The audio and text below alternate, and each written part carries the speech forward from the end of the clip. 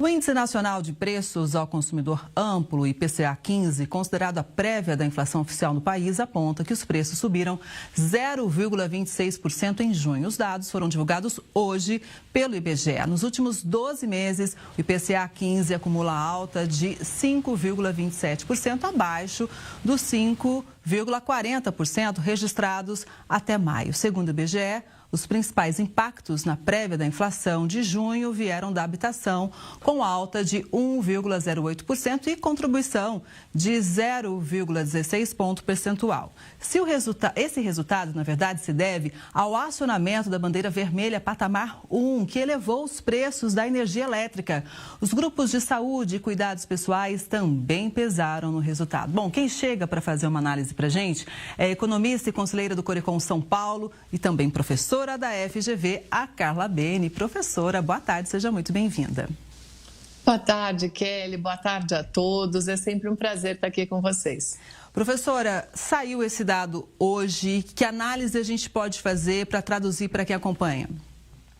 Bom, a gente tem essa questão central agora no inverno que é a conta de luz, né? Então, por favor, apaguem as luzes, diminuam o consumo, porque a conta subiu, que é a bandeira vermelha que você acabou de falar.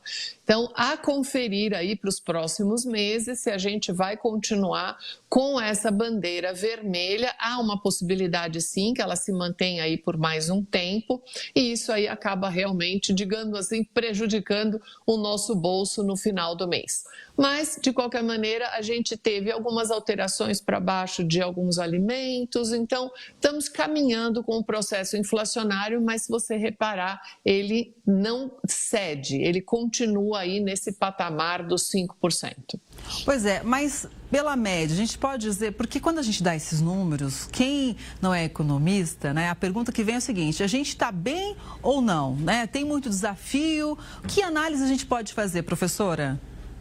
Bom, os desafios eles sempre existem e quando a gente pega a inflação, o IPCA, por exemplo, como um todo, 25% desse índice são justamente os preços chamados administrados, como esse da conta de luz, por exemplo.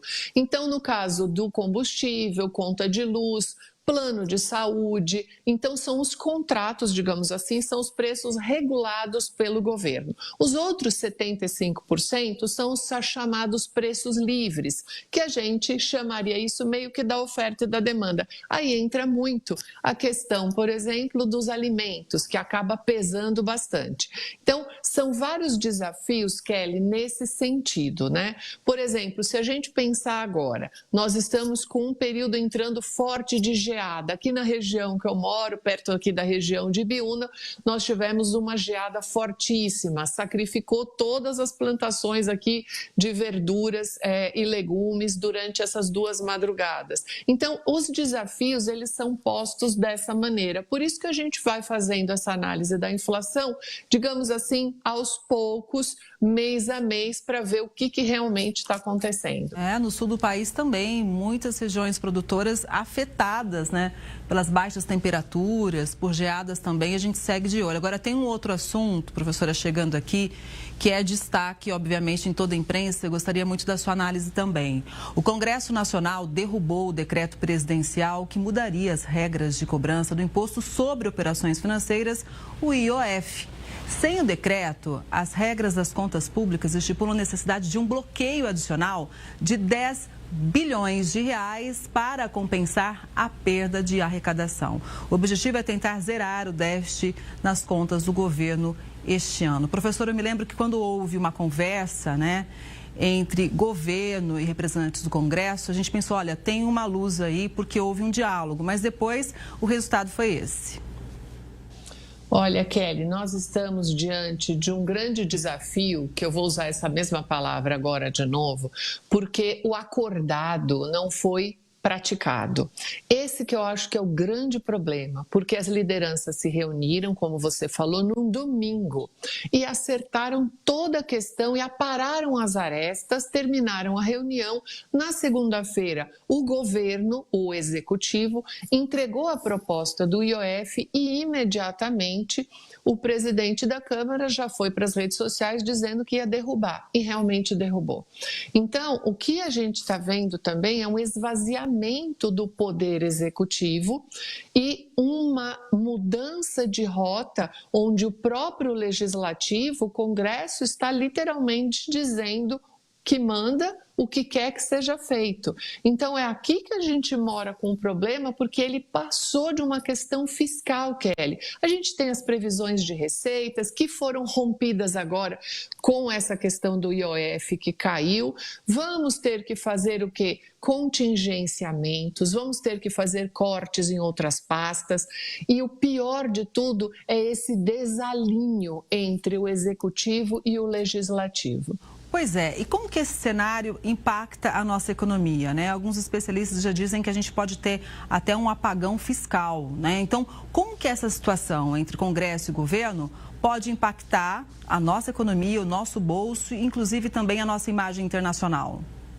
Tá, então, sobre essa questão desse apagão, ele é um processo que estaria mais para frente. Então, para a gente só, eu e a minha calma, para a gente poder fazer essa análise e não ficar muito desesperada. Há uma possibilidade, sim, do governo cumprir a meta fiscal esse ano, mas ele vai ter que deixar alguns itens de fora, como alguns precatórios de novo e algumas possibilidades extras. O grande problema, Kelly, é que a gente não pode ter essa visão só de curto prazo, porque dívida ela é analisada na trajetória. Então, quando a gente fala, os investidores, ou mesmo você falou, nossa imagem no cenário internacional, é que a trajetória da nossa dívida ela está muito alta, ou seja, é uma linha, uma curva que vai subindo. E medidas de curto prazo, até o IOF seria uma medida de curto prazo, ela não mexe nas reformas estruturais. Então, as estruturais, Kelly, a gente teria que ter uma união entre o executivo, o legislativo, o judiciário e a sociedade. Todo mundo teria que caminhar junto, o que a gente vê uma distensão.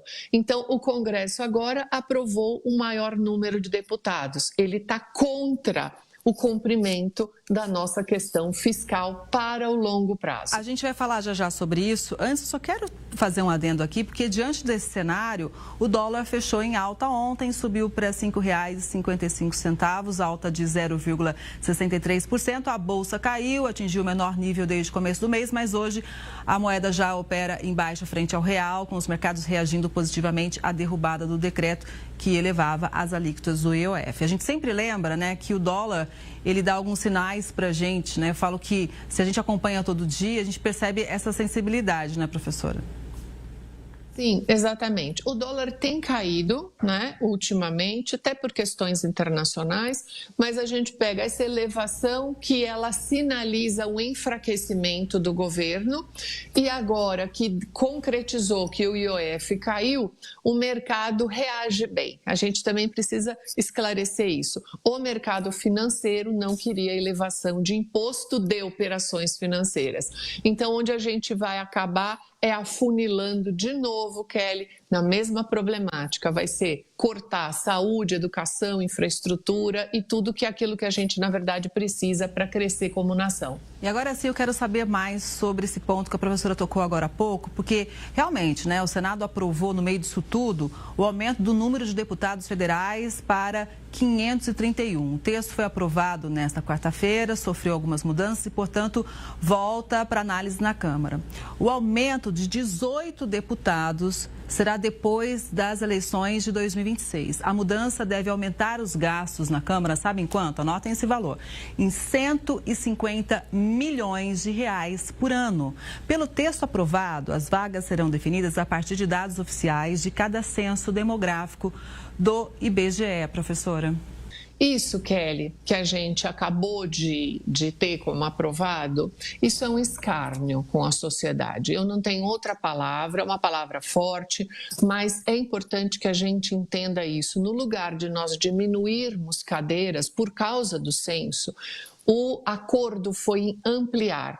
E isso significa o quê? Mais emendas parlamentares, mais despesas de um modo geral como todo e também um recálculo dos deputados estaduais. Isso ninguém ainda está mencionando, mas isso daí vai espalhar para os estados também. Então, sim, nós vamos ter mais despesas e mais emendas parlamentares. Cada deputado desse vai carregar uma emenda parlamentar nova, ou a gente vai acreditar que os deputados existentes vão diminuir as suas emendas para poder encaixar esses 18 novos.